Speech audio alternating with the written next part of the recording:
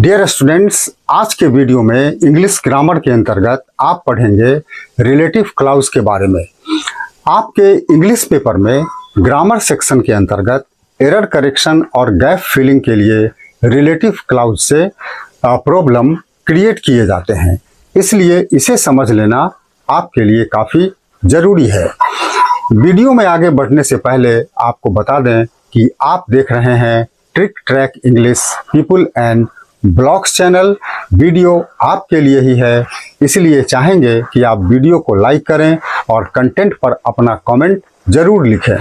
और यदि चैनल पर पहली बार विजिट कर रहे हों तो सब्सक्राइब ज़रूर करें, क्योंकि this channel is only for you and it will grow because of your support alone. तो आइए वीडियो शुरू करते हैं। सबसे पहले आप क्लाउज को समझिए। डियर स्टूडेंट्स, इंग्लिश में हम दो तरह के सेंटेंस लिखते हैं। एक को हम कह सकते हैं सेंटेंस विथ फुल और कंप्लीट मीनिंग, और दूसरे को हम कह सकते हैं सेंटेंस विथ हाफ और इनकम्प्लीट मीनिंग। यहाँ आपके सामने दो सेंटेंस दिए गए हैं। फर्स्ट सेंटेंस है I got this award and the second sentence is because I got this award.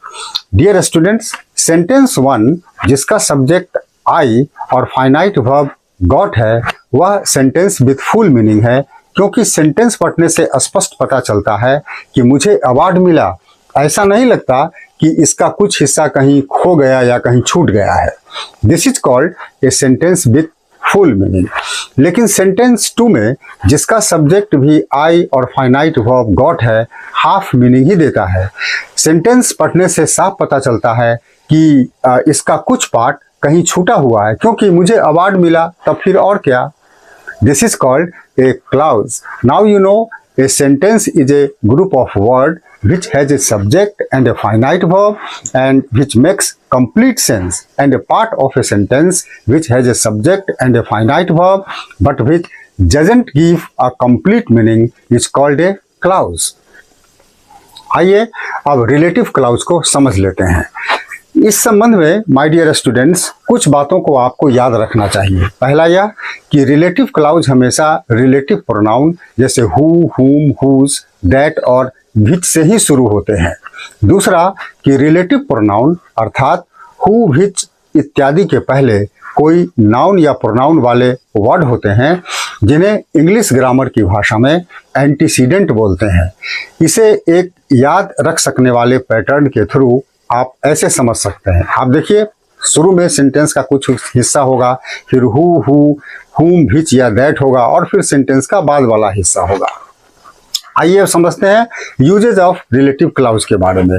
तो डियर स्टूडेंट, रिलेटिव क्लाउज का प्रयोग दो कंप्लीट सेंटेंस को इस तरह से ज्वाइन करने के लिए किया जाता है कि उसमें एक कंप्लीट सेंटेंस हो और दूसरा हाफ सेंटेंस हो।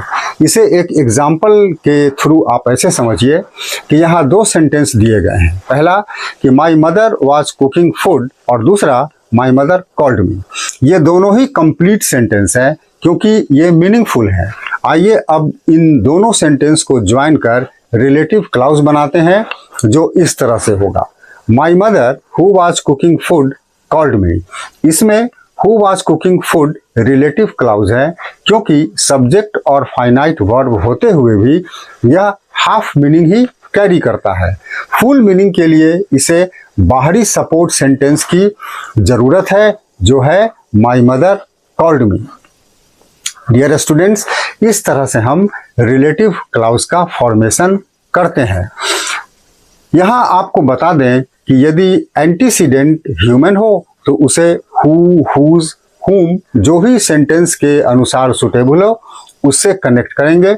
लेकिन यदि एंटीसीडेंट एनिमल हो तो उसे विच से ही कनेक्ट करेंगे, और यदि एंटीसीडेंट कोई नॉन लिविंग हो तो उसे हम दैट या विच दोनों में से किसी एक से कनेक्ट कर सकते हैं।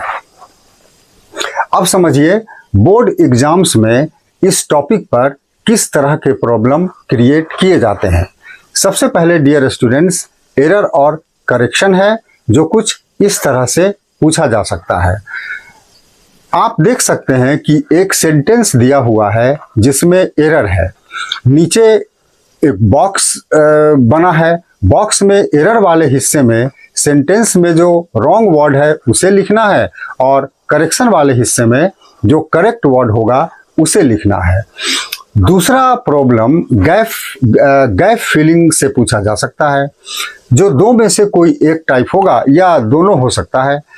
उदाहरण से आप समझिए कि यहाँ एक सेंटेंस है जिसमें एक गैप है और उसको फिल करने के लिए ऑप्शन दिए गए हैं, जो सही है उसे सिलेक्ट करना है। तो माय डियर स्टूडेंट्स, मैं आशा करता हूं कि आप अब तक रिलेटिव क्लाउज और उसके एप्लीकेशन के बारे में समझ चुके हैं। वीडियो के कंटेंट्स पर आपकी शिकायत और सुझाव का मुझे इंतजार रहेगा। वीडियो यहीं समाप्त करते हैं। आप अपनी पढ़ाई जारी रखें, खूब मेहनत करें और अच्छे अंकों से आगामी बोर्ड एग्जामिनेशन क्लियर करें। यही मेरी कामना है। नमस्कार।